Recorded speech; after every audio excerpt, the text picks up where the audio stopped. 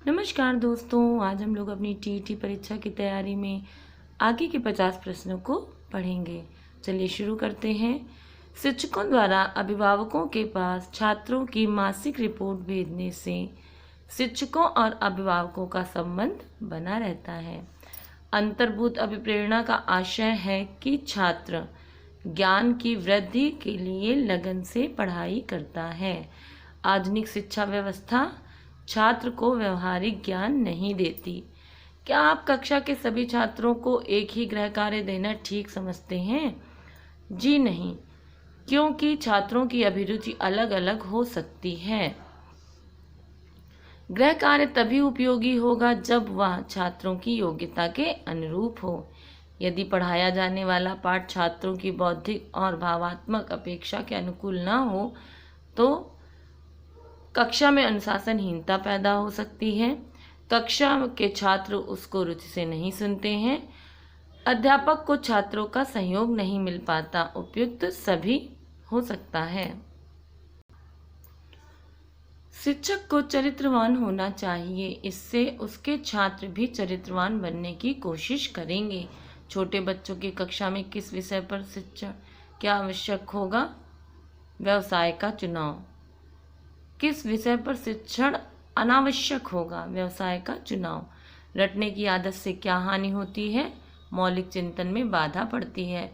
छात्रों को रटने की आदत कम करने हेतु आप क्या सुझाव देंगे? शिक्षण विधि में परिवर्तन का। यदि कक्षा के अधिकांश बच्चे गृह कार्य करके नहीं लाते तो शिक्षक को क्या करना चाहिए या पता लगाना चाहिए कि गृह कार्य अधिक कठिन तो नहीं था। कठिन शब्दों का अर्थ समझाने का व्यवहारिक ढंग है उनको वाक्य में प्रयोग करना सिखाना। कक्षा शिक्षण के दौरान छात्र प्रश्न पूछते हैं और प्रश्नों का उत्तर देते हैं। इस विधि से क्या होता है? अध्यापक को पता चलता है कि छात्र पाठ को समझ रहे हैं। छात्रों में आत्मविश्वास पैदा होता है, वह बढ़ता है।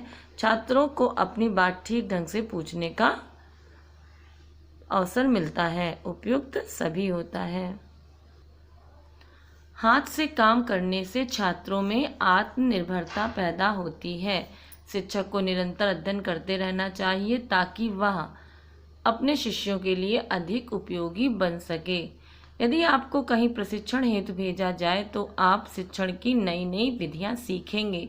अध्यापक बनने के लिए टीचर्स ट्रेनिंग क्यों जरूरी है? इस ट्रेनिंग से उसे कक्षा शिक्षण के मूल आवश्यक सिद्धांतों का ज्ञान हो जाता है। निम्नलिखित में से कौन छात्रों में लोकतांत्रिक मूल्यों की स्थापना करता है? प्रार्थना सभा।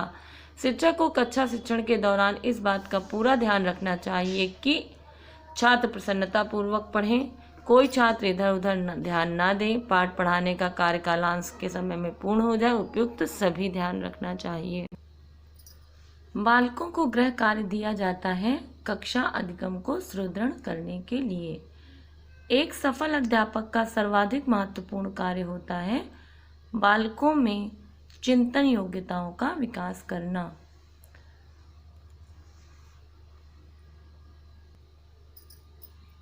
विद्युतीय प्रताड़ना, इलेक्ट्रिक शॉक या दर्द से बचना उदाहरण है नकारात्मक पुनर्बलन का। कार्यक्रमबद्ध अधिगम की अवधारणा के प्रतिपादक थे स्किनर। मानवीय अधिगम में निम्न में से कौन सा कारक अधिक महत्वपूर्ण है? पुनर्स्थापना। जब स्वतंत्र स्मरण कराने की विधि द्वारा सीखते हैं तो अधिगम वक्र होता है यू की आकृति का। अंतर्दृष्टि से सीखने की अवधारणा के प्रतिपादक थे कोहलर। जो निष्पादन अधिगम पर आधारित ना हो उसे क्या कहते हैं? परिपक्वता। स्मृति मापने हेतु सरलतम प्रणाली प्रयुक्त की गई पुनः याद दिलाना। टोलमैन के सिद्धांत को कहते हैं संज्ञात्मक। लिखना उदाहरण है प्रेरक एवं संवेदी अधिगम। निम्न में से कौन सा स्मृति का मापक नहीं है? पुनरावृत्ति। स्मृति का हस्तक्षेप सिद्धांत प्रतिपादित किया गया था मैकगोग द्वारा। इनमें से कौन सी जैवीय आवश्यकता नहीं है? उत्तेजना। इनमें से कौन सी जैव सामाजिक आवश्यकता है? सेक्स। TAT टैट की रचना की थी मोर्गन व मुरे ने। इनमें से कौन सा अभिप्रेरण में शामिल नहीं है? रुचि। आत्म प्राप्ति के सिद्धांत का संबंध है मास्लो। आवश्यकता सिद्धांत का संबंध है मास्लो। प्रत्याशा का सिद्धांत किसने विकसित किया? मैक्लीलैंड ने। अधिगम की प्रयत्न और भूल विधि में निम्नलिखित में से किसने पहले प्रयोग किए थे? थॉर्नडाइक ने। अधिगम की प्रयत्न और भूल की विधि में सबसे अधिक महत्वपूर्ण कारक कौन सा है? अभ्यास। निम्नलिखित में से कौन मनोवैज्ञानिक संप्रदाय के अंतर्दृष्टि द्वारा अधिगम को विशेष महत्व दिया? गेस्टाल्ट संप्रदाय ने। निम्नलिखित में से किस अधिगम प्रणाली में मानव मस्तिष्क का सबसे अधिक प्रयोग होता है? अंतर्दृष्टि। अधिगम वक्र में प्रथम सोपान कौन सा है? प्रारंभिक तेजी। एक स्थिति में अधिगम के दूसरी स्थिति के अधिगम को प्रभावित करने का क्या नाम है? प्रशिक्षण अंतरण। टॉलमैन ने सीखने को किसके बीच साहचर्य स्थापित होना माना है? उद्दीपक अनुक्रिया के बीच साहचर्य को माना है। सीखने का अंतर्दृष्टि सिद्धांत किसकी देन है? गेस्टाल्ट वादियों की। कोहलर ने अपना प्रसिद्ध प्रयोग किस पर किया था? चिंपैंजी पर। अंतर्दृष्टि कैसी होती है? आकस्मिक। क्लासिकी अनुबंधन के प्रवर्तक कौन है? पावलाव।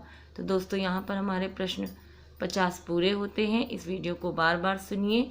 जितनी बार आप सुनेंगे उतना आपका रिवीजन होगा। और ये बात हमेशा याद रखिए कि रोज़ 50 प्रश्न करेंगे तो एक दिन हज़ारों प्रश्न आपके तैयार हो जाएंगे। वीडियो अच्छा लगा हो तो लाइक करें, शेयर करें, सब्सक्राइब करें। Thank you.